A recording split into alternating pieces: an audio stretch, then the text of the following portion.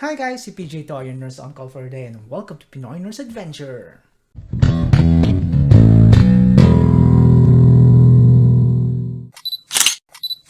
And today we will talk about drumroll, mortgage.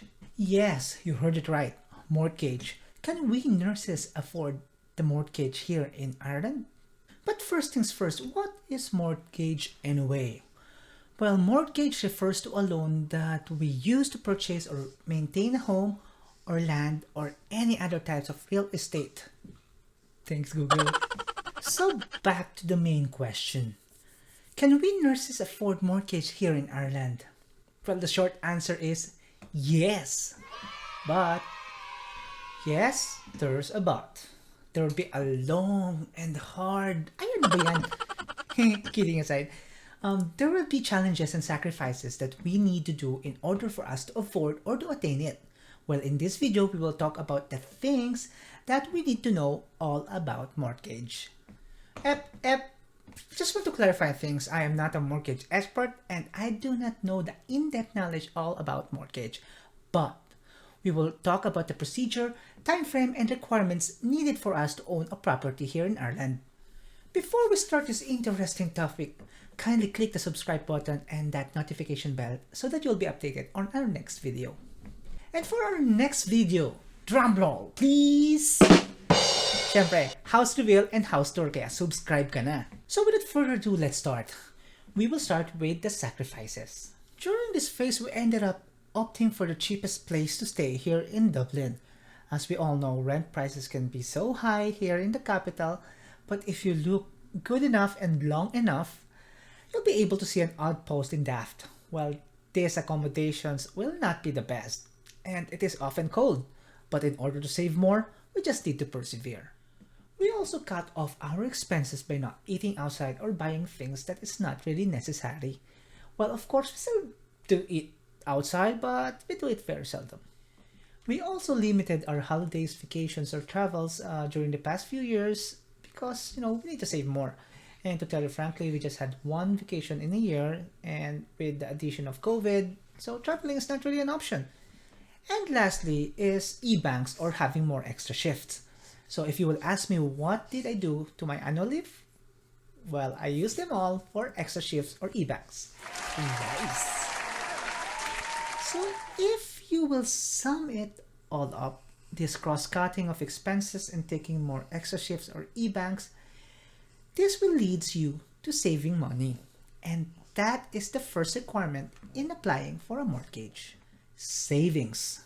You must have at least 10% of the total amount of the purchase price of the property as your savings. For example, the price of the property you want to buy is 390,000 euros, then you should have at least 39,000 euros in your bank account.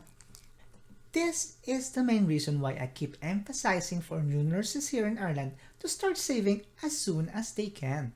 Requirement number 2 is a good bank transaction or statement. When you're applying for a mortgage, you need to choose a bank. It may be your current bank or you could choose any other bank that offers a mortgage. But for us, we ended up going to KBC. Once you have spoken to one of the mortgage advisor, they will give you a choice or a list of requirements that you need to provide so that you can start with your mortgage application. These requirements include your IRP, passport, recent bank statement for at least 6 months, employer's reference, payslip, salary certificate, proof of address, landlord reference, and all the application forms that you need to fill up.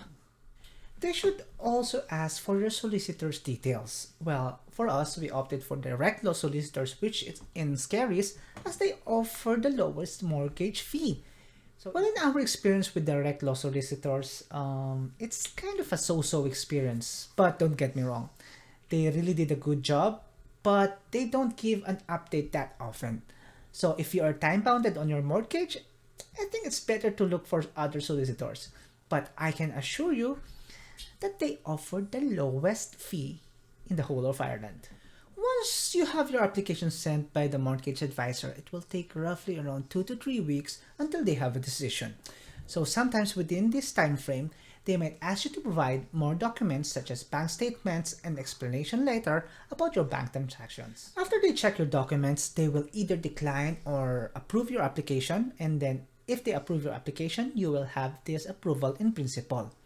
Well, the approval in principle means that your application is accepted and they will give you the exact amount of the mortgage the bank can offer you. Usually, it's just the same amount presented to you by the bank mortgage advisor, and then you can either decline or go with it. Well, once you have this approval, you can now shop for properties within your budget. So that's very exciting. So nowadays, the booking agent who views the property are looking for this approval in principle to accommodate you or to book you in for a viewing. So once you have found the property to buy, you should pay the reservation fee within the next 24 hours to the agent so that you will guarantee that you will commit in buying the said property. By paying this fee, it secures the property and no further viewings will happen on that property. This deposit can still be refunded in the event that the seller or the buyer changes their mind. This deposit will also be used in paying the full 10% of the deposit in the event that you go ahead in purchasing the property. After that, you should inform your bank and your solicitor that you have found the property you would like to purchase so that they can start processing the paperwork. Well, for the bank, they will process the mortgage final approval and the contracts. Our bank mortgage approval came out around 2 months, but within that 2 months, there is Christmas and New Year break, so you can expect the final approval within a month if all the papers are all sorted. Well, after that, the bank will require you to have life insurance, mortgage insurance, home insurance, and the final survey of the property before they can approve your mortgage application. While for the solicitors, they will process all the requirements in conveyancing. This process takes the longest time. Well, in our case, it took nearly 6 months. And within this period, you will be in direct contact with your solicitor and the bank with papers that needs to be submitted or signed. This is also the time where you need to send the full 10% deposit to your solicitor. And your solicitor and the seller solicitor will also liaise with each other to finalize the papers. So once the bank has already all the funds, they will liaise with your solicitor and you will not touch any money from the bank. So don't forget, they will not give you the money, they will give it directly to your solicitor. So once they finalize all of these papers, your solicitor will contact you to sign the contracts. And after signing the contracts, they will discuss with you the closing date. On the closing date, you will receive your keys and you now officially own the property. Congratulations! Congratulations! So the whole process does take time and it can be very, very frustrating at times. But just look into the big picture. After all of these struggles, you will end up having a place that you can call your own. I just want to reiterate this, that I am not a mortgage advisor and the process that I've said in this video are purely based on our experience. I may not be able to say other things that I should, but as far as I can remember, this is all there is. And that's it for this video. If you would like me to make a follow-up or give you tips on this topic, just comment on the comment section below so that you'll be able to avoid the mistakes and save more time in your application. Don't be like me. Well, if you like this video, click that like button and that notification bell para updated kayo sa next na video na ilalabas natin. So once again guys, si PJ to, your nurse uncle for the day. Thank you so much and see you next time. Bye!